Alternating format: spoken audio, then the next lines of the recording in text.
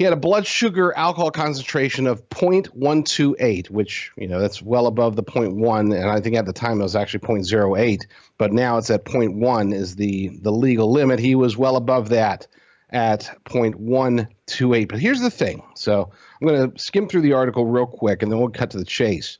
According to it says, Governor Tim Walz has said in past campaigns that he wasn't actually drunk when he was pulled over for driving. And to be more specific, he had an aide say that he hadn't been drinking even. Okay, so let's just be clear. And you might say, well, if he blew a 0.128, how could he say that? Well, apparently because it had something to do with his partial deafness, which, by the way, has miraculously been cured since then. But it has something to do with his partial deafness as to why they weren't allowed in court to present as evidence the fact that he blew a 0.128. So in a court of law, you can say, yes, they have no evidence that he was drunk, but that's not what he's saying. This guy has said he wasn't drunk, he wasn't even drinking, and that's a bald-faced lie. Okay, just because it's not admissible in court doesn't change the fact that his blood alcohol level was 0.128. He was drunk. He had been drinking, and he lied about it. His team lied about it, and he did not correct them.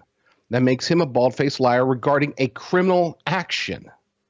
So you can say, oh, he's a Marxist, he's weird. They like to say J.D. Vance is weird because, he believes in traditional values and stuff like that. That makes him weird, apparently, in the United States, according to the Democrats and corporate media. But this guy's a bald-faced liar. He committed a crime.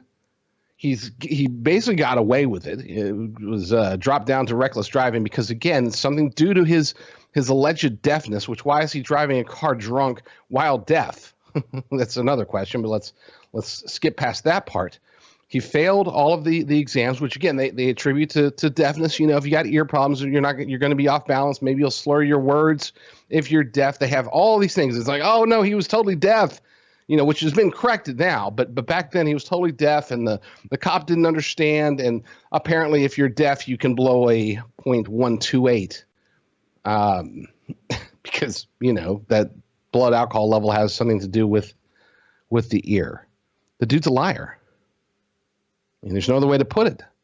He flat out lied about a crime that he committed, about lives that he put in danger. And now the Democrats want him to be the vice president of the United States. This story has to get out there.